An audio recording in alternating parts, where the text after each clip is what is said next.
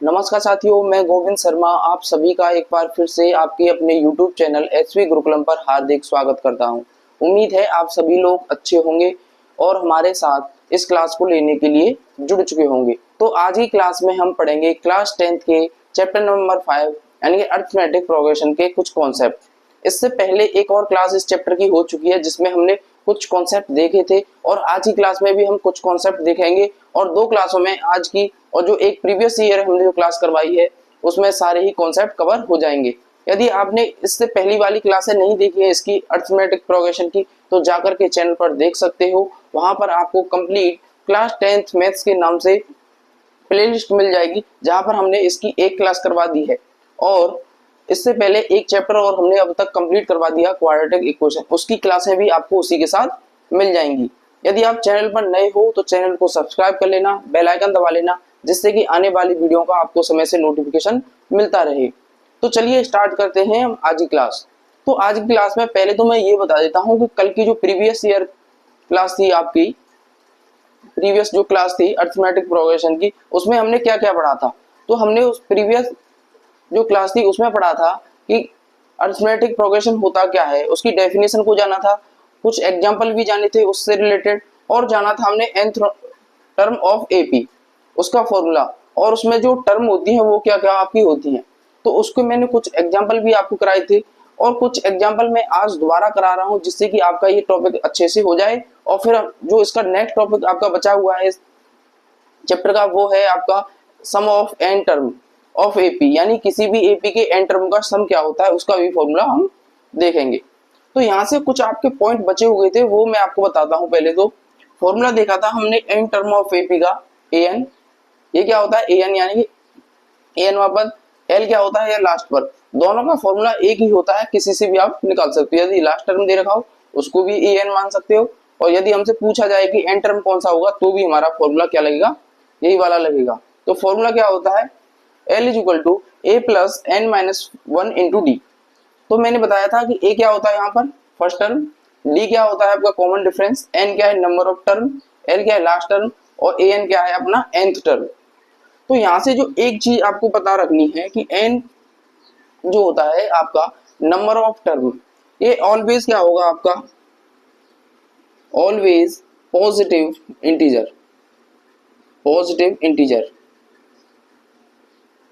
यानी कि जो n की वैल्यू आएगी वो हमेशा क्या होनी चाहिए आपकी पॉजिटिव इंटीजर होनी चाहिए। क्या होनी चाहिए पॉजिटिव इंटीजर, जैसे कि 1 2 3 इस टाइप से आपकी इक्वेशन निकल n की वैल्यू निकल करके आनी चाहिए, न कि जैसे कि आपकी n की वैल्यू आ गई जैसे 22/3 तो ये आपका n नहीं माना जाएगा क्योंकि आपका एक पॉजिटिव इंटीजर नहीं है, क्योंकि ये संख्या किस में आएगी जब भाग दोगी तो पॉइंटों में आएगी, लेकिन हमको पॉइंट वाली संख्या नहीं चाहिए होती n की वैल्यू, हमको क्या चाहिए ऑलवेज पॉजिटिव इंटीजर ही चाहिए।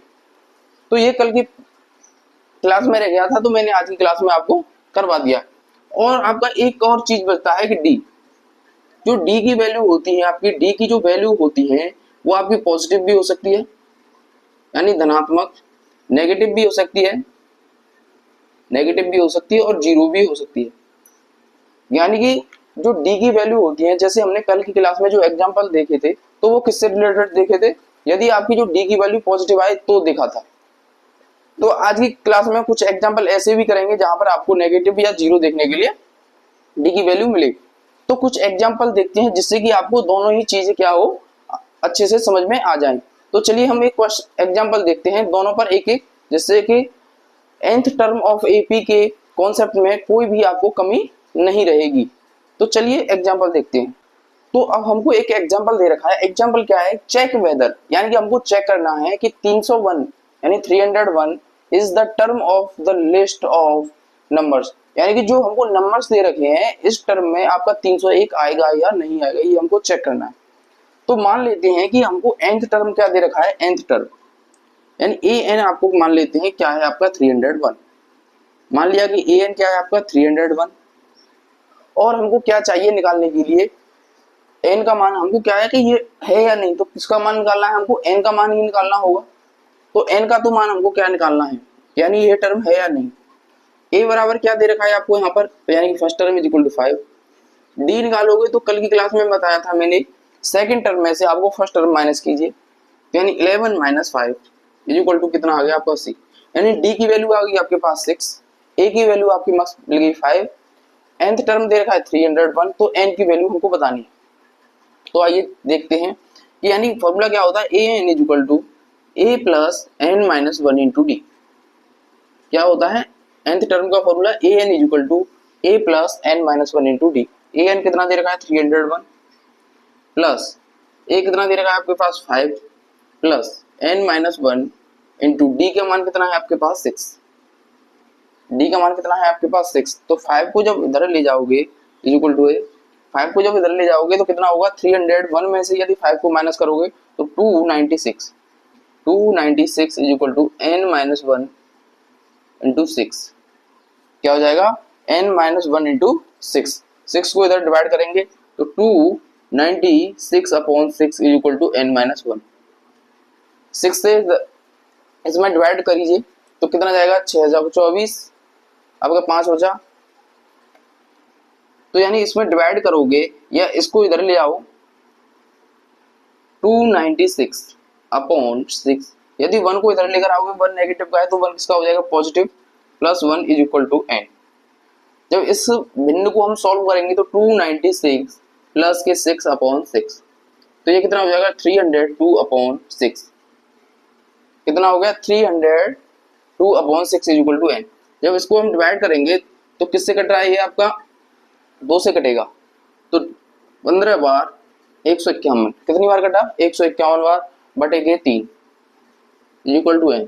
यानी कि n की जो वैल्यू आई है वो कितनी आई है आपकी 151 अपॉन 3।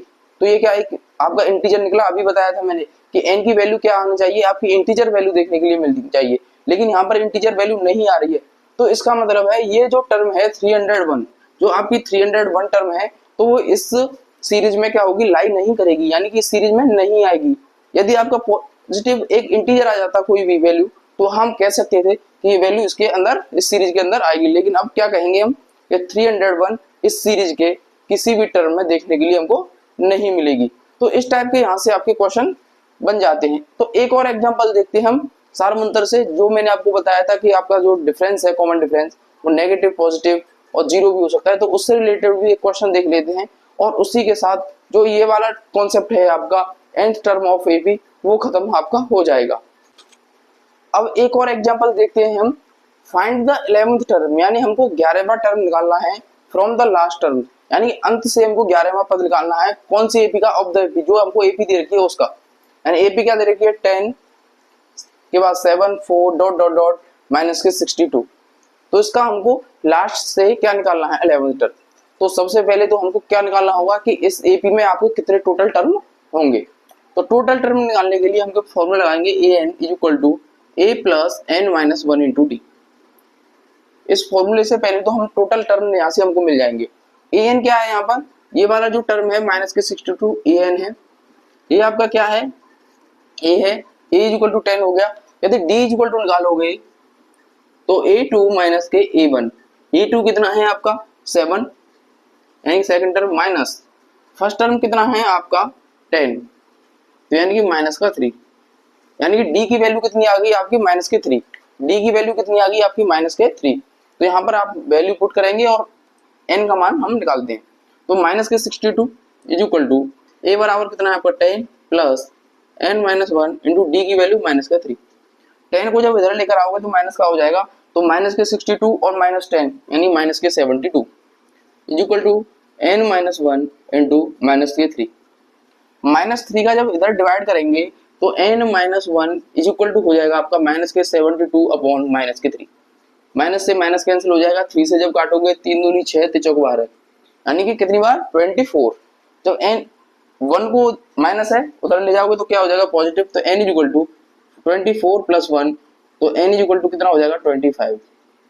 यानी कि आपके जो टोटल टर्म्स थे इस एपी में वो कितने होंगे 25 टर्म, कितने होंगे 25। अब हमसे कहा गया है कि लास्ट से आपको कितना टर्म निकालना है 11। तो लास्ट से जब आप टर्म निकालोगे, जब क्या करोगे लास्ट से टर्म, जब लास्ट से आपको टर्म निकालना हो तो क्या करेंगे, जो इतने टर्म आए हैं उसमें से इस टर्म को माइनस किए और एक जोड़ देंगे। यानी क्या करना है हमको, टोटल टर्म यानी टोटल टर्म माइनस जो पूछा जाए वो टर्म, जो पूछा जाए वह टर्म प्लस 1। क्या करना है? प्लस के 1। टोटल टर्म कितनी है आपकी? 25। पूछा क्या गया है आपको? 11th टर्म माइनस के 11 प्लस का 1। तो यहां से जब आप इसको सॉल्व करोगे तो कितना आएगा? 15। कितना आएगा? 15 टर्म। यानी कि अंत से हमको कौन सा टर्म चाहिए है? 15 टर्म आपको चाहिए। तो 15 टर्म निकालोगे तो यानी कि 15वां पद निकालोगे तो a plus n minus 1 into d. A कितना है आपके पास? 10 प्लस n माइनस 1 यानी कौन सा टर्म निकालना है? 15वां। तो 15 माइनस 1 इंटू डी कितना है आपके पास? माइनस का 3। तो 10 प्लस 14 इंटू माइनस का 3, तो 14 3 42 यानी कि 10 माइनस के 42 यानी कि माइनस का 32 आएगा। यानी कि अंत से आप अपना 11वां पद निकालोगे तो वो कितना आएगा? माइनस के 32।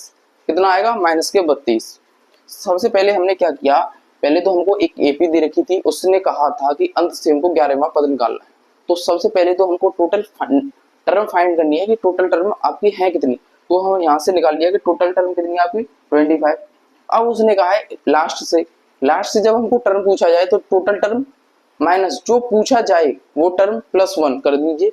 यहाँ से आपको 15 मीटर मिल गई। और 15वां पद निकालने के लिए आपको a plus n minus 1 into D का फॉर्मूला n के स्थान पर रख दिया हमने 15 माइनस 1 यहाँ 14 हो गया। 14 3 42 माइनस के, तो 10 में से 42 माइनस के हटेगी तो माइनस के 32 आपका बचा। यानी 11th टर्म कौन सा होगा लास्ट से? माइनस का 32।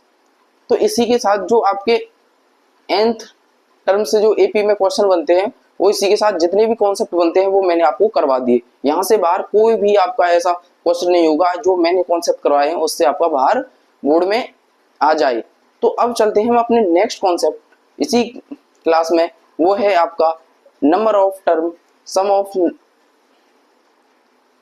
तो इसी क्लास में वो है आपका sum of n term in AP, यानी एपी के n पदों का योग कैसे निकाला जाता है उसका भी एक फॉर्मूला होता है। तो वो भी हम फॉर्मूला डिस्कस करेंगे आपके साथ कि कौन सा फॉर्मूला है, क्या उसके लिए हमको जरूरत होती है, कौन कौन से टर्म उससे हमको आसानी से हम उससे सम निकाल पाओगे। हम कॉन्सेप्ट जानेंगे sum of first n term of an AP, यानी कि एपी में किसी फर्स्ट n पदों का योगफल हम कैसे निकालते हैं। तो उसका एक शानदार फॉर्मूला होता है, वो होता है S N equal to A N by 2a plus n minus 1 into D, यानी n बाई 2 एस एन क्या है यहाँ पर? पदों का योगफल, यानी क्या है? पदों का योगफल। एस एन क्या है यहाँ पर? पदों का योगफल equal to n by 2। n क्या है यहाँ पर? Number of term. a क्या है? First term. d क्या है आपका? Common difference. जो था वही आपका यहाँ पर लिखा हुआ है। ये फॉर्मूला तो हमको तब लगाना है कि जब हमको लास्ट टर्म न कहा गया हो, कि हमको लास्ट टर्म नहीं दे रखा है। यदि आपसे कहा जाए कि हमको लास्ट टर्म भी दे रखा है और फर्स्ट टर्म भी दे रखा है तो आपका सादा सिंपल फॉर्मूला लगाना है S N equal to n by 2 कोष्टक में a प्लस एल।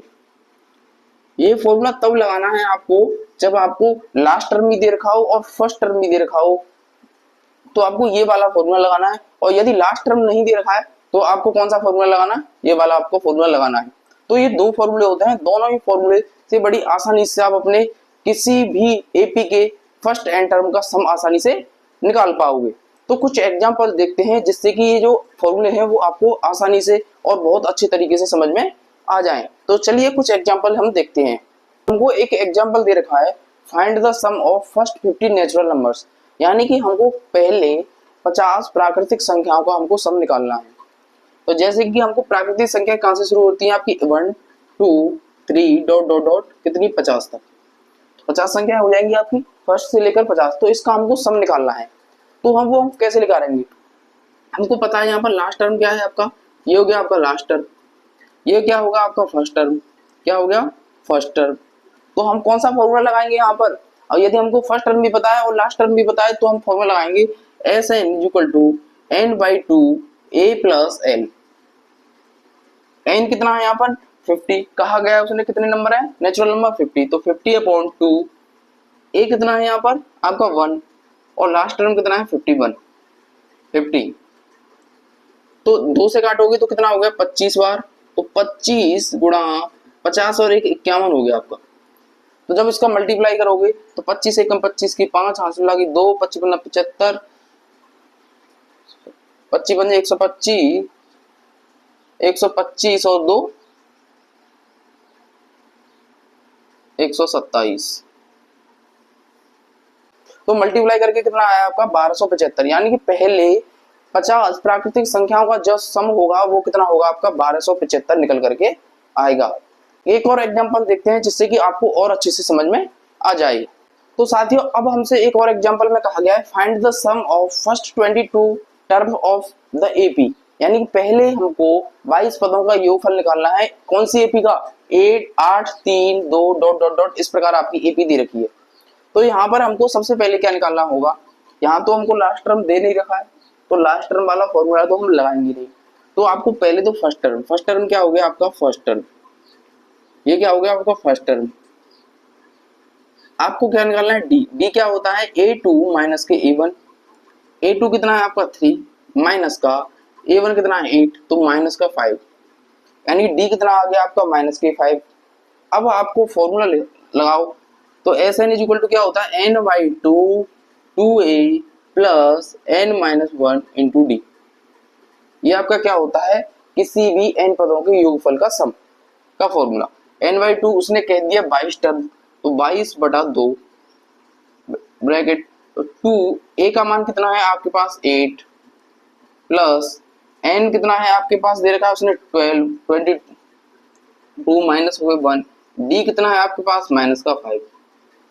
अब आपको क्या करना है इसको सॉल्व, तो 2 से काटेंगे 11 बार, तो कितना हो जाएगा आपका सॉल्व करके 11 8 दूनी 16 प्लस 22 में से 1 गया तो 21 गुणा माइनस का 5।